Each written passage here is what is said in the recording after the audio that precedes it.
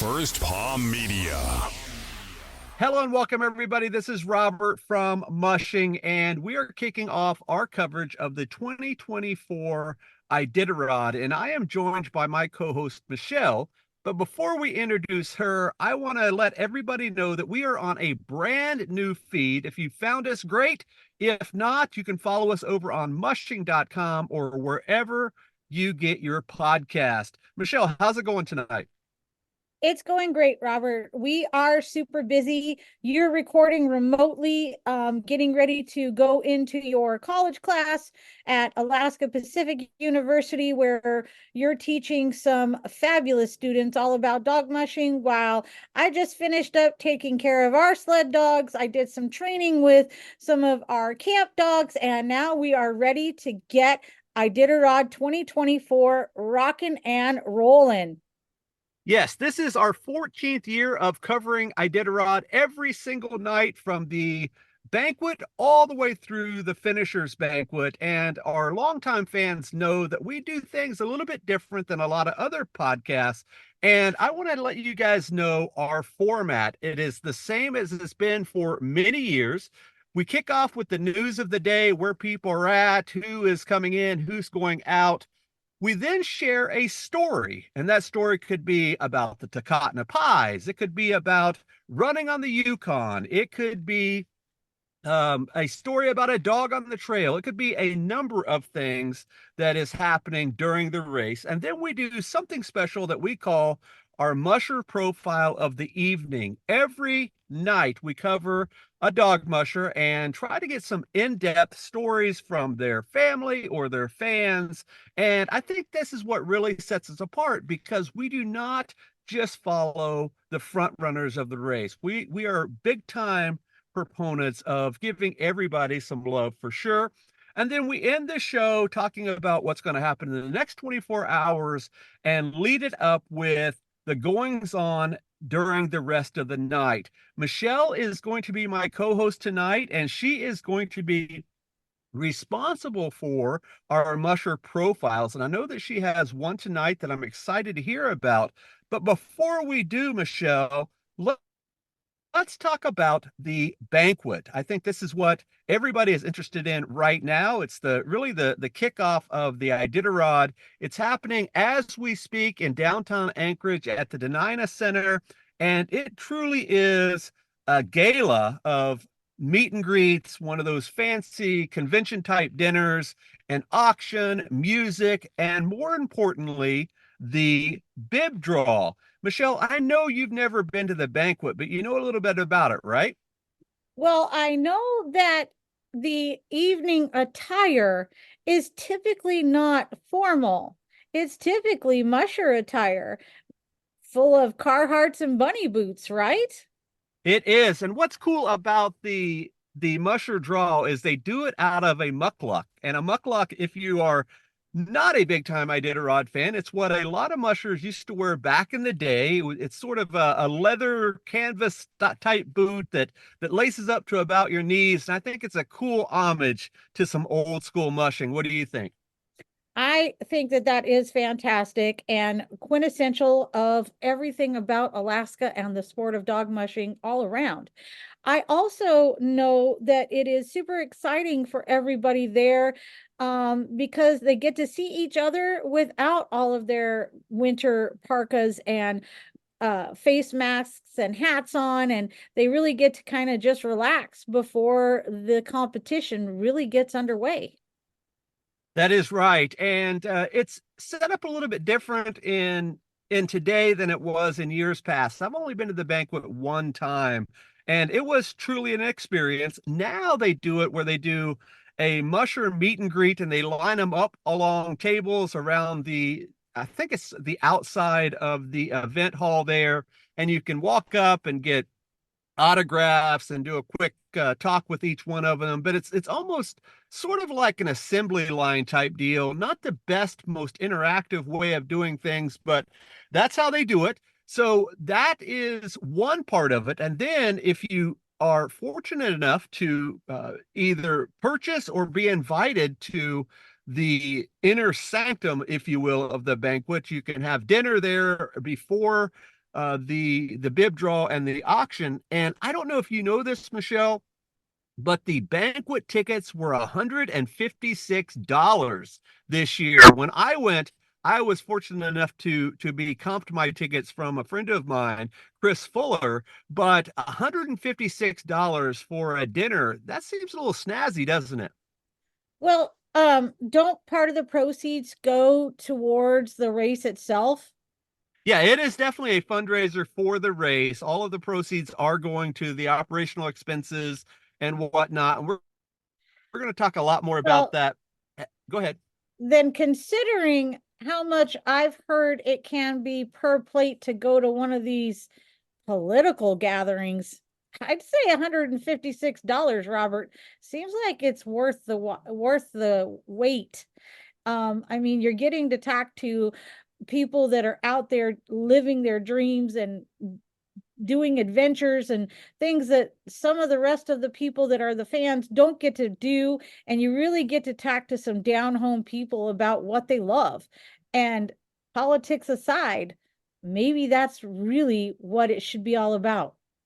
I agree with you. So during the banquet, as we mentioned, dinner is served, and then they draw their numbers out of the hat. And the way that they do that Out is of the it muckluck. out of the muckluck, excuse me. The way that they do that is by Musher sign up order. So the first people to sign up at the banquet way back in June draw first, and it goes all the way down to the last Musher to sign up. And I believe the sign up ending date was November 30th. So over the 4 months or so, 5 months or so of signups, we have 38 mushers that are going to hit the trail on Saturday at the ceremonial start and then the restart on Sunday.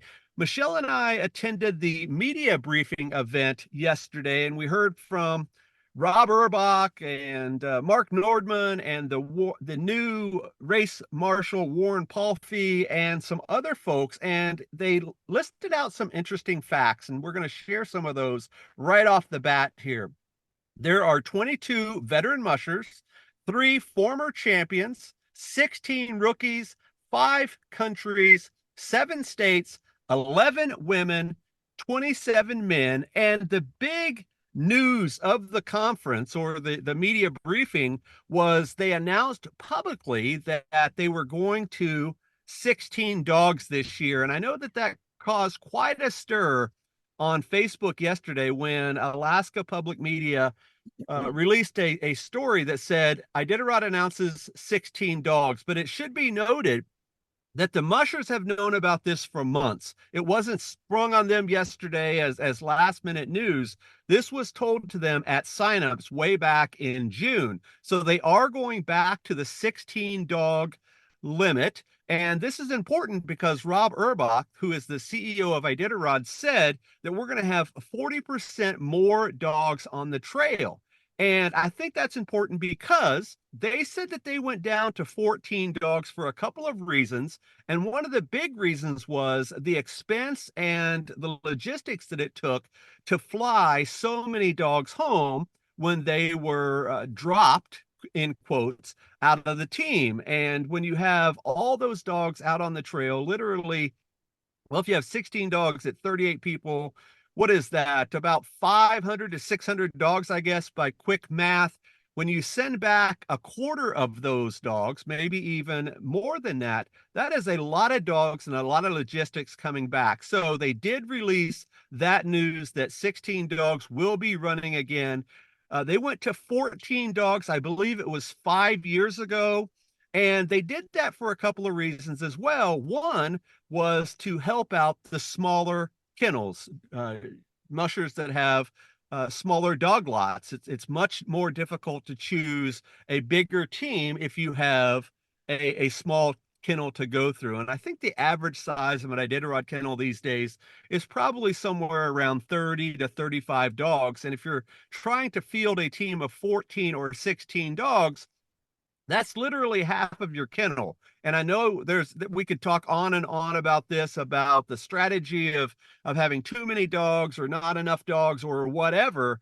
But one of the main reasons of going to that 14 several years ago was to really help out those smaller kennels. And this caused such a hubbub over on our Facebook page, Mushing Magazine Facebook page, that people really got into a debate this morning about should it cause that big of a difference with just two dogs? And two dogs is a big deal, and we're talking about this from a musher's perspective. And as you bring dogs into the line, the more that you have in terms of time to take care of them and all of that. And it really is logistics out on the trail. Michelle, you want something to add? Yeah, sure. I heard that he was, when we were at the media conference as well, that he had said that the 16 is a maximum. And so it's not mandatory that you hit that start line with 16 dogs. So when you have a smaller kennel, it shouldn't really matter if you're starting with 16, 14, or, even 12. It's what you're going to end with. And on that note, I would add that I know that it takes a little bit more effort and a little bit more time to properly care for two additional dogs. Now, of course, it doesn't sound like that much extra, but it is possibly going to change the rate at which mushers are able to get in and out of checkpoints. And so I think that we're going to really see one, the competition is going to be fierce this year. And two, dog care is really going to be at a forefront, in my opinion. It is for sure. And like Michelle said, you don't have to start with 16, but there is definite advantage to starting with a bigger team because as you work your way down the trail, that leaves you more opportunities to make decisions about what dogs are doing what. And there are many teams out there that bring big strings of dogs and then they drop them, as they say, or return them, as I think the politically correct term is now. They return those dogs as a strategy. So they may return two or three dogs after they get over the Alaska range, or three or four dogs before they make that last push to Nome. So there definitely is strategy in that. As Right. what? But Robert, don't Yes. wouldn't you say, as a musher who has done races and things, that if you're starting with 16, that actually can give your other dogs an opportunity for more opportunities to break, and not have to run as hard or pull as much because there's that much more force? Well, yeah, definitely more power, and there is strategy as well with being able to bag dogs for rest and all that. We can definitely talk about that in And no latter day. trailers. They're still not allowing us to have the trailers where you're pulling the dog at like the start line and things like that, right? They're still not allowing that any longer. I believe the rule is that you cannot carry any dogs in the trailer. I'm sure one of our fans who's listening at this very moment knows the answer to that. Let us know in the comments. Otherwise, we will clarify that on tomorrow's coverage. But the reason we're spending so much time on this because this was big news at this media conference yesterday, and there was quite a few questions about it from the media, the spectators there that were there for the briefing. But yeah, 16 dogs is the limit to enter this year, and I believe you still have to finish with five. That is five in harness on the line, and we're going to talk much more about that as we go. So, as we mentioned, the Iditarod Banquet is tonight, and as we said, our typical format is to tell a story or two during the nightly coverage, and then we talk about our musher profile. But before we get into that, Michelle, do we have any stories? Do we have any notes or anything? Because I think that we need to address the elephant in the room a little bit before we jump too deep into our coverage. But do you have any other stories or anecdotes or cool features that you want to mention before we move forward? Um, Well, I mean, I found it interesting in the media conference. We found out that they added a new sponsor to Iditarod with the Army. And I think that that's going to be a nice opportunity to bring more of our veterans into this sport and honoring them, but also giving back to our military community here in Alaska, Alaska and the military and the Iditarod have been coupled together for a long time. Recently, I did a podcast all about the military and Iditarod. In particular, Joe Reddington Sr. participated in a lot of the recovery of equipment and aircraft and things like that during World War II. And it's pretty phenomenal. If you have not gotten a chance to get to the Lakefront Hotel, you can see photographs of him doing exactly what I talk about on that podcast. For sure. So, a couple of other things from the media conference. Rob Urbach had mentioned, yes, there's going to be 40% more dogs out on the trail, and Iditarod Insider is going to be doing some very cool things. And we are actually going to become Iditarod Insiders for the first time. And I'm going to talk about that in just a second. Oh One of the yeah, cool they did mention that they're going to some of the fans that are not on Insider, like we have never really been on Insider. You guys might be excited to hear about this. This is partly why Robert and I are considering getting the subscription, is because now they are going to make it where you can choose what camera you want to see. So if you want to check out Checkpoint Squintna, you should be able to choose that camera and see what's going on at that checkpoint. They're also going to be providing as much drone footage as they can. Now, he did say that they should be able to allow you to pick the drone footage, but I don't know how you're going to pick drone footage live unless you are eating, sleeping, and just living on Iditarod Insider. But that also might be their idea. Yes, so there's going to be 3 live cameras. There's going to be drone coverage, as we said, and more importantly, the consumers, the clients, the customers of the Insider will allowed to pick and choose. And we've talked a lot about this on our coverage about new and exciting ways of covering the race, because for many years, people literally followed the race by just following little blips on a tracker or podcasts or social media or whatever. So I think now is the time to really buy the Iditarod Insider for sure. And it is important to note that we have never purchased the Iditarod Insider coverage before, because for the last several years, we've always had a second or third co-host on who have been raving fans of Iditarod. We started off our coverage, I don't know, maybe 10 years or so or more, with a good friend of mine, Alex Stein. He always had the Iditarod Insider, and he gave us all sorts of very cool stories by having that coverage. And then the last couple of years, we had our friend Tony Ryder on as a co-host, and she is a big time fan as well.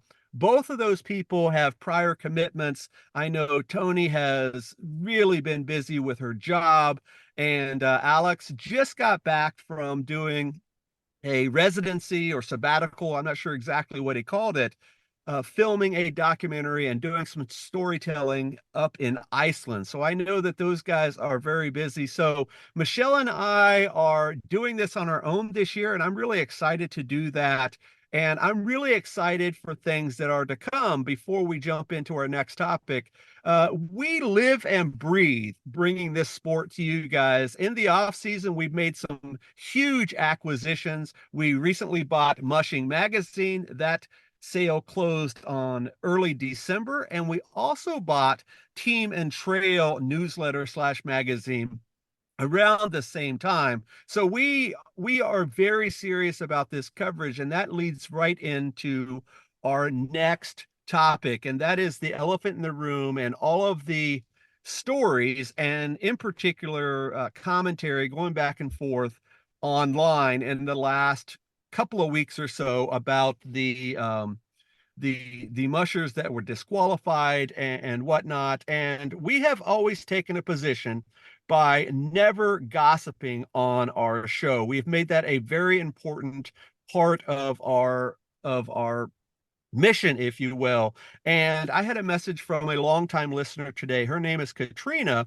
and she asked if we were going to cover this news. And as I said we don't gossip, nor do we bash or condone any behavior one way or the other. And she said, and I quote, "Your podcast has always stayed out of the fringe and the drama. I respect that immensely." And I think that again is sort of what sets us apart, that we don't just speculate and fangirl or fanboy over certain things. We hope to be the best providers of information and news that we can, with a little bit of a twist. And our big twist, of course, is following the entire race, not just the front runners. And I think that is very important as well. Michele, do you have anything else about those very important aspects of the Iditarod lead up, and more importantly, about by us not sweeping this under the rug, but obviously not, gossiping or condoning any behavior one way or the other? What I will say is this, Robert, that we are private people, but we put a lot of ourselves out there on the internet, and we've had to defend ourselves for a myriad of reasons because of this, that, or whatnot. And when people speak out of turn, it can cause more harm than the potential rumor that may or may not be spreading. And so while I would say that I would never condone anyone's behavior that physically or mentally harms another, I would have to say that we are not privy to enough of the facts from either side to be able to speak on that. I would have to say that we are not investigative reporters. I don't have an opportunity to interview the victims or the alleged perpetrators. And so I don't think that it is our position to need to speak on that. And if I can go a little further on this, I would say that any person that has a following of any kind, for any reason, sports, movie stars, whatever, there's always going to be a heavy opinion about how that person leads their lives, good, bad, or indifferent. And it's like you said about the hero worship, Robert, if you want to go into that with me, it really comes down to be careful how you put someone on a pedestal. They may fall, and they may fall in a way that could cause you to be very concerned about your own choice in idolizing someone that you really truly don't know anything about. So the last thing we want to say at this is, at the media briefing yesterday, of course, a room full of reporters, they said right off the top that they were not going to take any questions. This was not a news conference. There was not a Q&A in regard to that. But they did spend a little bit of time at the very end to ask questions about the briefing and our role as media. And of course, reporters being reporters, started in very quickly asking questions about this news that had broke over the last couple of weeks. And I think Mark Nordman said it best. He said, "We have a sled dog race that is getting ready to start here in a couple of days, and that is where our focus is." And that is where our focus is here on the podcast. And we're excited to do that. We're excited to bring this to you as we have been for the last 14 years. I am really excited that we are able to do this for the next couple of weeks. And it is important to note here, we do have a brand new podcast feed. It's called the Burled Arch. I think longtime fans of Iditarod would know where we got that name from. We are no longer on the Mushing feed, nor are we no longer on the Dogworks radio feed. When we purchased the Mushing magazine late last year, early this year, we made a conscious effort to try to separate different segments of our coverage into own little buckets, if you will. So the Burled Arch is going to be our yearly feed for the Iditarod, so you don't get all of that extra stuff that you may or may not want. The interviews and the in-depth storytelling and all of that will still happen over on the Mushing feed, and you can get all of these podcasts wherever you follow your podcast. But more importantly, I think you should go over and visit us over on mushing.com. This show and all others are made for and in part of our Mushing Plus subscription. If you would like to find out more, head over to mushing.com to find out more. Michele, any other news, notes, or whatever before we jump into our Musher profile of the evening? Well, Robert, I remember that you and Alex and even you and Tony usually always talk a little bit about the weather. And we have had quite the winter. And we did learn in the media conference that while we have had upwards of anywhere between 6 to 14 feet of snow this side of the Alaska range. And when I say this side of the Alaska range, we live in Willow. So we are south of the Alaska range, and everything south of the Alaska range, basically from Rainy Pass to Anchorage, has received quite a bit of snow. We are in a windstorm right now, which means that the snow is being blown. Our personal trails right here off of our backyard that we share with the Willow Junior and other dog mushers in this area have been windblown to the point where you really can't tell where the trail is. And so I have some concerns about the trail conditions.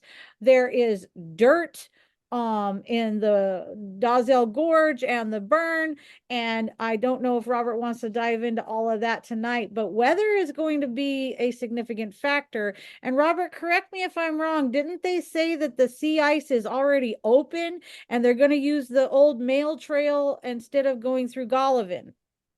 Yes, and just a quick correction there. According to Mark Nordman, the gorge looks great. Oh yeah. He did say that there was lots of snow, obviously, as Michele mentioned, After from the Iron Dog went through, because if some people saw Dee Dee Genre was the ambassador this year for the Iron Dog, and she's the one that posted that video of them going through there with dirt. And so I think he had mentioned, Robert, thank you for refreshing my memory on that. I think he had mentioned that the snowstorm came through after Iron Dog had finished. Yes, so plenty of snow up through Rainy Pass, through Finger Lake Rainy Pass area. He did say that the gorge looks good from Roan out about 30 miles of no snow. It is good snow all the way from Nikolai to Nome. The coast looks really good, according to Nordman, but he did say, as Michele mentioned, that the sea ice up there near Elam has already gone out. So they are most likely, he did not say for sure, that they're going to take the old mail trail around that way. And they are skipping Golovin this year. And they did assure the media that even though they are skipping that checkpoint, they're still going to deliver supplies and support to that community that relies on a lot of that as a checkpoint. And we'll talk a lot more about that as the race progresses. And here's a very cool fact that Mark Nordman said. He said that the trail breakers who go out about 24 to 48 hours ahead of the first team, so they will be leaving, I guess, early tomorrow, early Friday. So they'll be Yes. hitting the trail from that point forward, and they're putting out 15,300 trail marker stakes. That is a lot of trail markers, and I think that that's a pretty cool fun fact to leave up for our listeners for sure. And from there, Robert, and yes, Robert, remember, I said that we needed to put some stakes out on our trail for these students, and you told me they were running about $3.50 a piece. So remember when you said that the banquet dinner was $156 a ticket? I can only imagine what it costs to purchase and put reflectors on 15,000 trail markers. Yes. Now they do use the wooden lathe stakes, those stakes that like a lot of people use in their garden for folks that are not familiar here in Alaska. The ones I was mentioning, Michelle, were the fiberglass stakes that we use. Those are the ones that are quite a bit more expensive than the wooden stakes. But yeah, it's got to cost a pretty penny to make 15,000 of those, especially with the reflective tape and the paint and all of that. So he did say that there's going to be a very well marked trail and everything looks good. So we are excited to hear that. Michele, let's jump into what we've been waiting on tonight. You have one of the up and coming names in the sport of dog mushing, but not necessarily for the person you're going to talk about, but for his daughter, Emily Robinson, who is the reigning junior Iditarod champ. She just won it just a week or so ago at the time of this recording. But you were going to talk about her dad, Walter, or as he likes to be called, Wally Robinson. What do you know about Wally? I had a great time today sending out some messages to some of these mushers. As a matter of fact, I sent out four, and I put in that message, hey, you want to be featured as our first musher profile of the season? Get back to me before 4:30. And I got to tell you, I sent this message to the Robinson family at 11:53 this morning. They replied to me at 1 o'clock. So I was super excited to hear from them. They Emily is a phenom. She not only has been on your podcast, Mushing, as a featured junior musher, but she is just amazing. She is a fantastic kid. She's got a great head on her shoulders. And when I saw Wally's name on the roster, because you guys, I haven't even looked at the roster until we went to the media conference. And it's not because I'm not a dog mushing fan, it's just because I just hadn't had a chance yet to really dive deep into these musher profiles. So we are going to be getting them fresh this year. But I read quickly on Iditarod that uh Wally moved to Alaska in 1999 to run the 2001 Iditarod, and then he never left. Sound familiar? I know it sounds familiar to Robert because he visited here in the late 90s, left only to return with our 14-year-old daughter, and we haven't left since we moved here in 2010. So, um, they have Wally, his wife Alyssa, Emily, and their son Stanley. Now, they are a fabulous couple, fabulous family. They are running dogs and they love to travel to their remote cabin where they hunt and fish and do everything Alaskan, right? And so when I asked uh the Robinson family, whoever sent this, I'm pretty sure it was Wally, I said to them that I wanted to ask them some questions. Number one, Wally is not running his own dogs. He's running dogs for Josh McNeil, who is a friend of theirs. Josh had suffered some type of injury and was not able to run the race this year. And he asked Wally to step in for him. And since Wally isn't a rookie, he was able to slide right in. And Robert can dive deep into that for you guys as to how that works. But I asked him, I said, it's been a few years since your last Iditarod in 2001. How did you prepare physically for this race? Did you do CrossFit, biking, stuff like that? He says he has actually been training for the last year to run a 35-mile ultra marathon. Little did he know that he would have to cancel his ultra marathon so that he could run the race he has always wanted to run again, the Iditarod. My next question, what's your go-to snack on the trail? Now, I picked this one on purpose because Robert usually asks every one of the this question. And when I talked to mushers at the Chugiak Dog Mushers Eagle River Classic, I asked the question and it brought a smile to everybody's face and it put them at ease. I also asked every one of the junior mushers that I interviewed as well. And so Wally's favorite go-to snack are peanut M&Ms and chocolate chip cookies.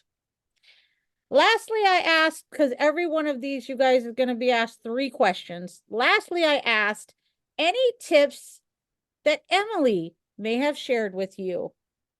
Because right now, she's a superstar. So I wanted to know if she gave any sage advice to her dad. He said, Emily said, good luck and have fun on the coast. Don't fall asleep on your fancy new sled. They got one from Sled Dog Systems. And seriously, she said, your race starts from now to the finish line. Forget about what happened before and focus on what you can do from now till the finish to have your best run. Now, Robert, I know that you have never interviewed Wally Robinson. I cannot wait for him to finish this Iditarod so that you can interview him and ask him what the heck happened in 2001 and how the race has changed and what made this race so special for him.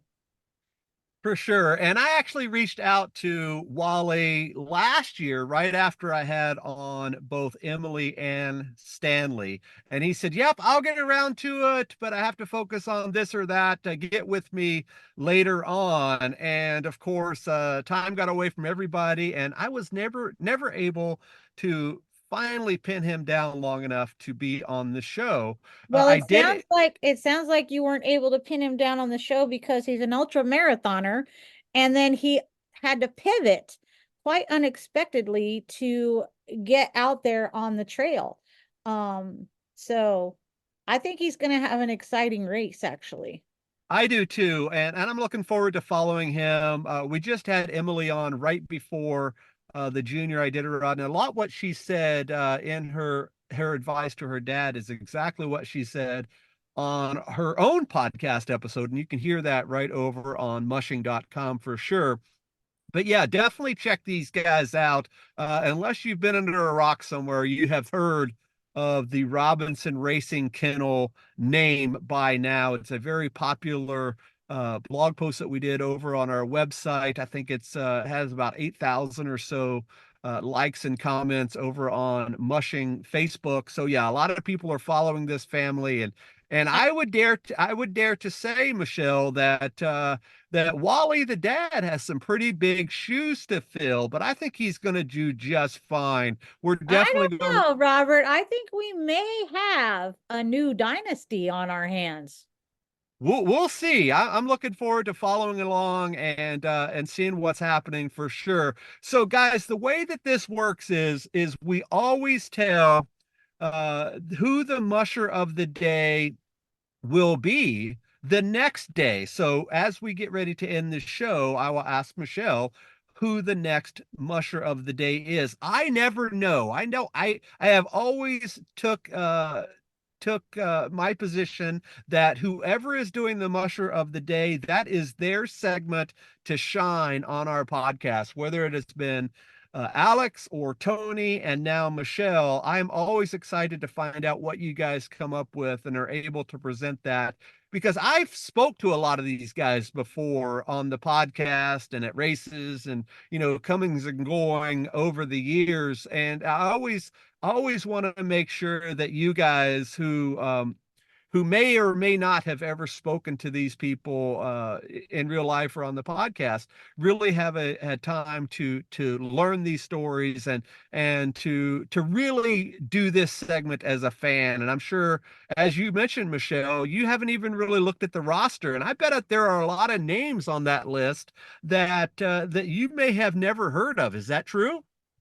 That is true, and I think that that will be true for the fans as well. There's some quite interesting uh bios about some of these rookies. Not all of them left us their Facebook links or even their websites. So it's going to be hard for me to dive in and get some good information if they don't have someone willing to talk to us or the media. And so, as you know, the Robinson family is super great at their social media presence. They understand how it works and why it works for getting their brand out there so that they can get the sponsors that are so necessary for this sport. Even if you don't have a lot of sponsors, it's great to have one or two. I mean, getting a sled from Sled Dog Systems sponsored to you is a big deal.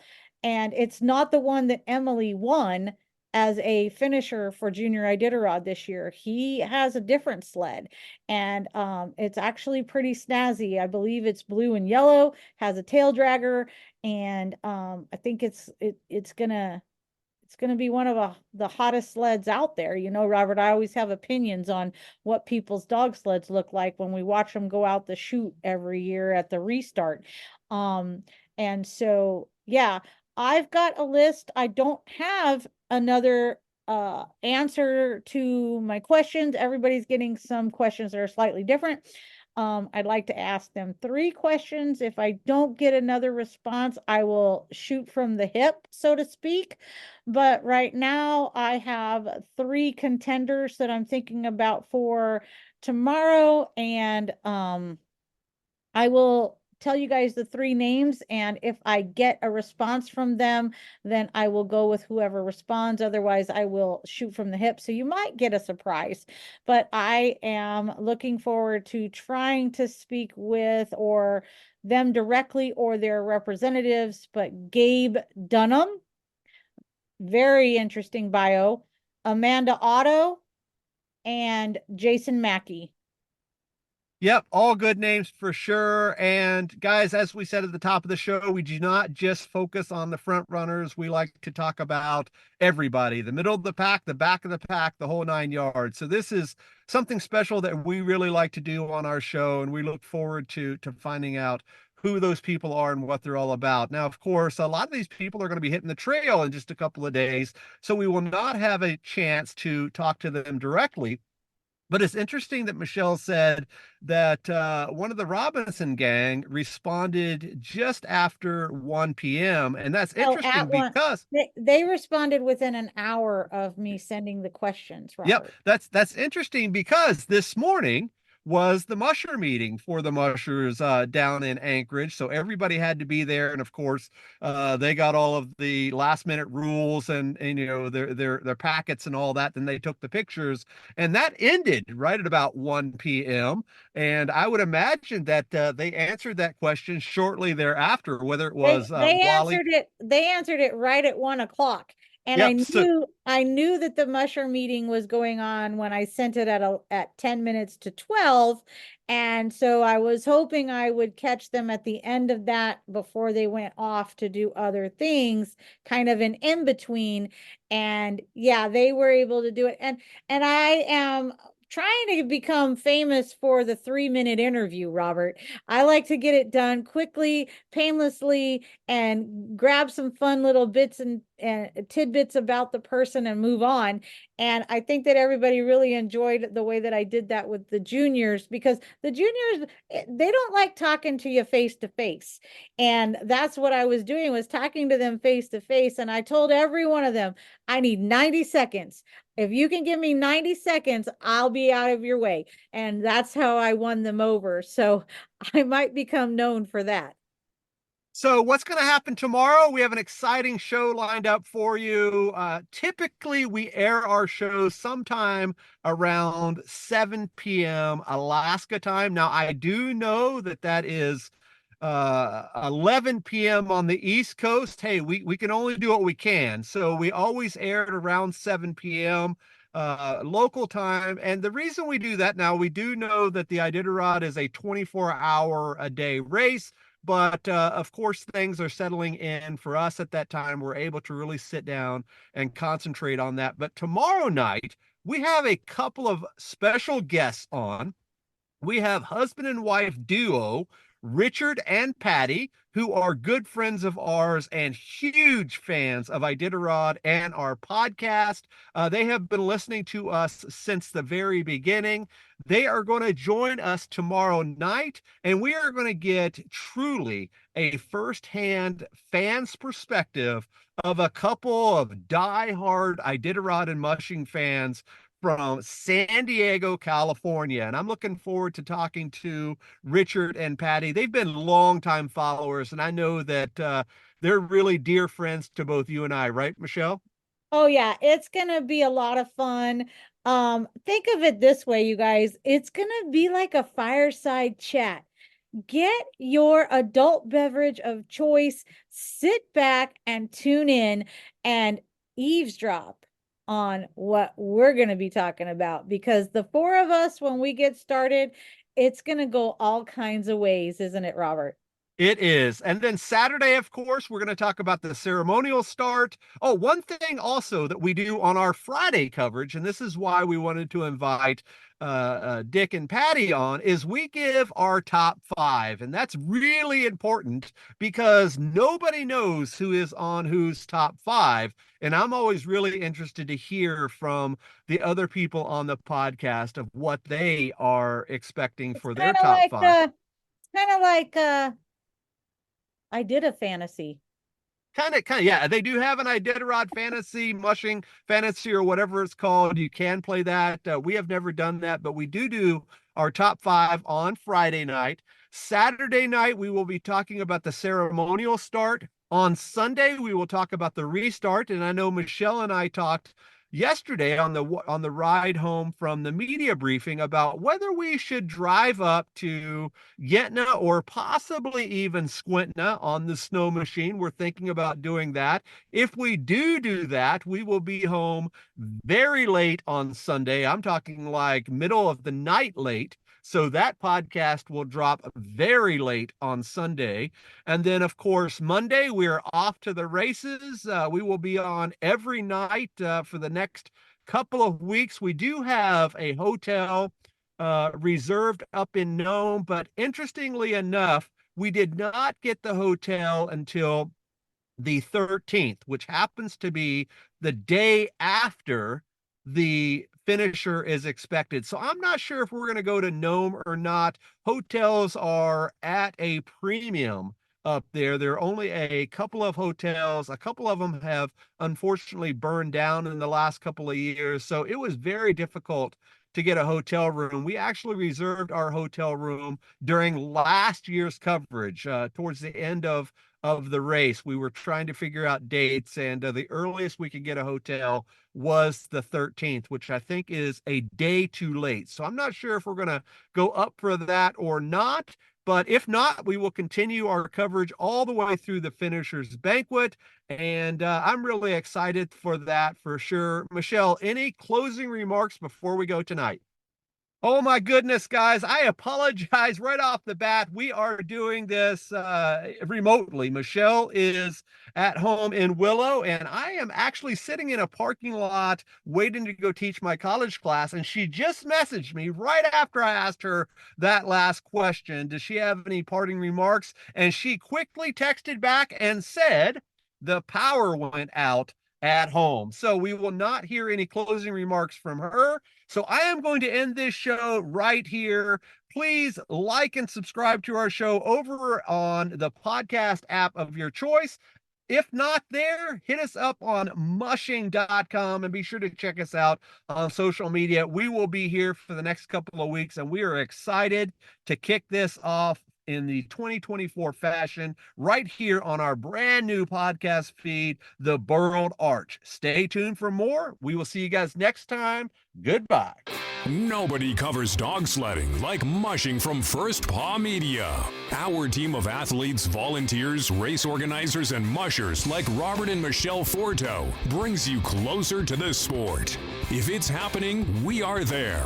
Live from the qualifying races in January and February, the Iditarod in March, and in the summer, Mushing takes you on the road with our team and trail tour. We connect you with a history of the sport, in-depth interviews with the top mushers, and great storytelling and breaking news all year long. Follow on mushing.com.